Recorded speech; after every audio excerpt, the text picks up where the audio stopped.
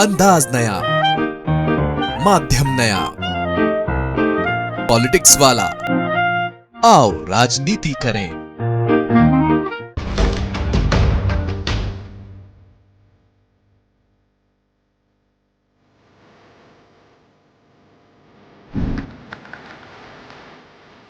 मेरी दो पत्नियां हैं, उन्हें दोनों पत्नियों को साथ में रखना चाहता था, इस हिसाब से मैं आया था। दो पत्नियों के बीच फंसा पति, पत्नियों के विवाद से भीख का धंधा हुआ चौपट, कलेक्टर की चौखट पर पहुंचा पीड़ित भिखारी पति। अजब एमपी की गजब कहानी।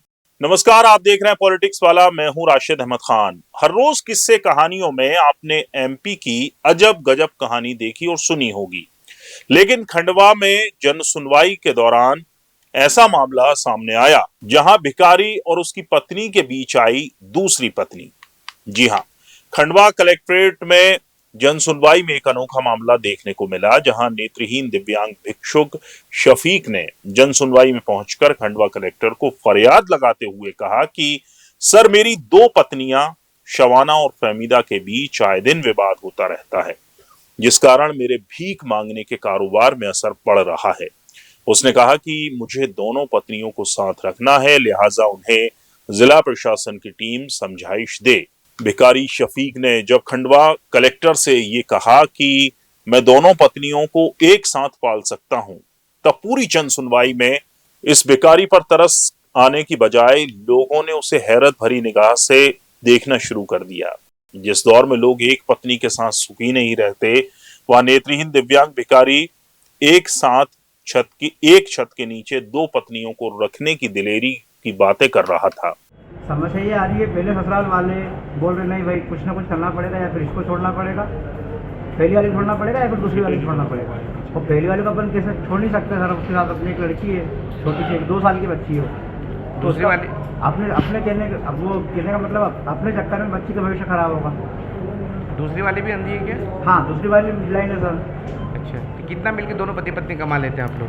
नहीं, मैं किसी भी पत्नी को साथ में ले जाकर नहीं कमाता हूँ। मैं खुद 200, 300, 400 जो भी हो उसमें अपना गुजर बसर कर लेता हूँ। क्या करते हैं? मैं गाड़ी में गुटके पाउच बेच लेता हूँ टाइम पे, जैसा मौसम जैसे गुटके पाउच बेचने हैं, कई पुलिस वाले मना करते हैं तो भी मांग लेते हैं सर, उसमें कोई शर्म की बात करनी है। तो ट्रेनों में कौन से कहाँ तक रूट में मांगते हैं? मैं खंडवा से भुसावल तक भी जाता हूँ सर, या खंडवा से टार तक भी चले जाता हूँ। आप चाहते क्या हैं? तो दोनों पत्नियों को मैं एक जगह एक साथ में रखना चाहता हूँ। दिव्यांग शफीक खंडवा जिले में खंडवा से भुसावल तक बसों में और ट्रेनों में भीख मांगने का काम करता है, जिससे उसे हर रोज 1000 से 2000 तक की आय होती है। जब 2022 में उसका विवाह शवाना से हुआ, तब उसकी पहली पत्नी की मायके वालों ने कहा था कि पहली पत्नी ध्यान रखेंगे, लेकिन पहली पत्नी के मायके वालों ने जब उसका ध्यान नहीं रखा, तब उसने ससुराल वालों की उपेक्षा से आहत होकर 2024 में फहमीदा से दूसरा निकाह कर लिया। शफीक के साथ दोनों पत्नियां अलग अलग रह रही हैं, लेकिन शफीक इन दोनों पत्नियों को एक साथ एक छत के नीचे रखना चाहता है। जब भी उसने ऐसा करने की कोशिश की, दोनों पत्नी आपस में विवाद करने लगी। ऐसे में शफीक का कहना है कि इनके आपस में झगड़ने से उसके भीख मांगने के रोजगार पर बुरा असर पड़ रहा है, लिहाजा दोनों पत्नियों को साथ रखना चाहता है, लेकिन बिना लड़े।